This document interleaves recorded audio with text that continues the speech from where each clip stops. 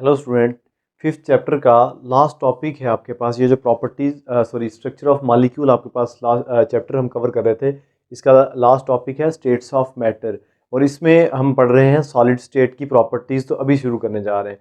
Solid state की properties की अगर बात करें तो सबसे पहले तो कोई जनरल सी बातें डिस्कस की गई कि सॉलिड के मॉलिक्यूल्स के दरमियान कोई एम्प्टी स्पेसेस नहीं होती, कम्पैक्टली अरेंज होते हैं, एक दूसरे के साथ फिक्स होते हैं।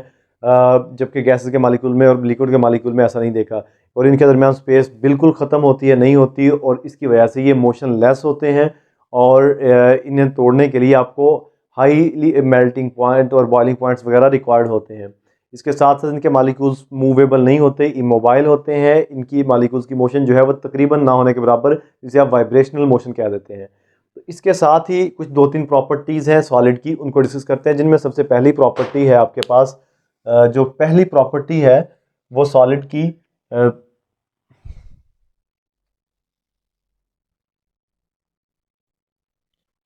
मेल्टिंग पॉइंट है। पहली प्रॉपर्टी है सॉलिड की मेल्टिंग पॉइंट। मेल्टिंग पॉइंट सबसे पहले तो इसकी डेफिनेशन आपको आनी चाहिए कि मेल्टिंग पॉइंट क्या होते हैं। सॉलिड जो है वो पिघलते हैं पहले, फिर उसके बाद जाके बॉयल होंगे। तो मेल्टिंग और बॉइलिंग पॉइंट्स की नॉर्मली बात की जाए तो मेल्टिंग पॉइंट की सबसे पहले तो आप लिखेंगे डेफिनेशन। इसकी डेफिनेशन क्या लिखेंगे आप? दी टेम्परेचर। टेम्परेचर है ऐसा temperature at which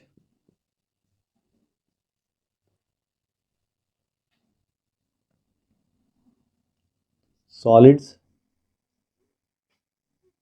starts melting. या आप इसको कह देंगे, या आप इसको इस तरह भी लिख सकते हैं, the temperature at which solid state. या आप इस यहाँ पर और लिखें और फिर लिखेंगे the temperature at which solid state coexist with liquid state, with liquid state at dynamic equilibrium. ये बातें हम डायनामिक इक्विलिब्रियम वाली कवर कर चुके हैं लिक्विड की प्रॉपर्टीज़ में। डायनामिक इक्विलिब्रियम ये वो टेम्परेचर है जिस पर सॉलिड स्टार्ट होता है मेल्ट होना, या वो डायनामिक इक्विलिब्रियम पर आ जाता है लिक्विड स्टेट के। इसको आप सिंपली किस तरह डिफाइन करेंगे या किस तरह वन लाइन में समझेंगे? ये सॉलिड स्टेट है और ये एक स्टेट पर आ जाए लिक्विड पर, और ये जो हालत है आपके पास डायनामिक इक्विलिब्रियम सॉलिड और लिक्विड की, ये क्या कहलाएगी? ये कहलाएगी मेल्टिंग पॉइंट। और ये ख़ास टेम्परेचर जिस पर सॉलिड शुरू कर दे मेल्ट होना, और लिक्विड फॉर्म में और लिक्विड से सॉलिड फॉर्म में। तो ये लिक्विड का और उसका सॉलिड का क्या कहलाएगा? Melting point. इसके साथ ही इसकी जो दूसरी प्रॉपर्टी है सॉलिड की, पहली तो हमने देख ली मेल्टिंग पॉइंट। मैंने आपको बताया मालिक्यूल्स जो है वो कम्पैक्टली रेंज होते हैं, स्ट्रॉन्ग इंटरमॉलिक्यूलर फोर्सेज होती हैं उनमें, कोई स्पेस नहीं होती, इसकी वजह से इनके मेल्टिंग पॉइंट हाई होते हैं। आप लिख सकते हैं solids have high melting points, high melting points then that of liquid, and liquids then that of gases. Solid से कम लिक्विड के हैं, फिर लिक्विड से कम गैसेस के। चले उनमें तो मेल्टिंग पॉइंट की हम बात भी नॉर्मली नहीं करते, बहुत कम लेवल पर करते हैं। उसके बाद ये मेल्टिंग पॉइंट के बाद आपके पास जो दूसरी प्रॉपर्टी है वो है इसकी रिजिडिटी। कि क्या कहेंगे आप? रिजिडनेस या रिजिडिटी। रिजिड जो है सॉलिड है। रिजिड का क्या मतलब? कि solid molecules are not movable. तो मूवेबल ना होने की वजह से सॉलिड मॉलिक्यूल्स ठहरे हुए एक जगह पर फिक्स हैं।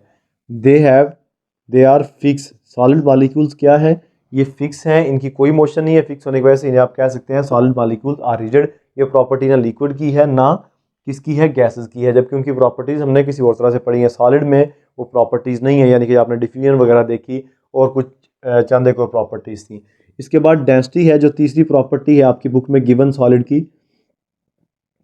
डेंसिटी है किसी चीज़ का भारीपन, जो हमें अभी लिक्विड में डेफिनेशन कर चुके हैं उसकी, के मैस पर यूनिट वॉल्यूम। जो सॉलिड है, सॉलिड डेंसर देन लिक्विड। इसकी वजह फिर वही डेंसर देन लिक्विड है। क्या वजह है इसकी? लिक्विड में भी कुछ ना कुछ एम्प्टी स्पेसेस बच जाती हैं मॉलिक्यूल्स के दरमियान, लेकिन तकरीबन ना होने के बराबर होती हैं। इंटरमॉलिक्यूलर फोर्सेस वीक होती हैं। जबकि जो सॉलिड है कम्पैक्टली अरेंज होते हैं, इनके मॉलिक्यूल बिल्कुल फिक्स होते हैं, एक दूसरे के साथ जुड़े हुए होते हैं। तो ये इनकी डेंसिटी हाई होती है। और इसकी अगर आप एग्जांपल की बात करेंगे तो एग्जांपल में आप एल्यूमिनियम की डेंसिटी लिख देंगे जो आपकी बुक पर गिवन है 2.70 ग्राम सेंटीमीटर क्यूब पर क्यूब। इसके साथ ही आयरन की डेंसिटी भी लिखी हुई है Fe। इसकी डेंसिटी क्या लिखी हुई है, इसकी डेंसिटी है 2.86 ग्राम सेंटीमीटर क्यूब पर क्यूब।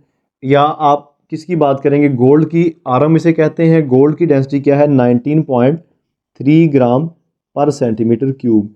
तो ये कुछ एग्जांपल्स हैं डेंसिटी की, जबकि लिक्विड के केस में आपने देखा डेंसिटी बिल्कुल कम होती है, जहाँ पर आपने वाटर की डेंसिटी देखी 1.0 ग्राम पर सेंटीमीटर क्यूब।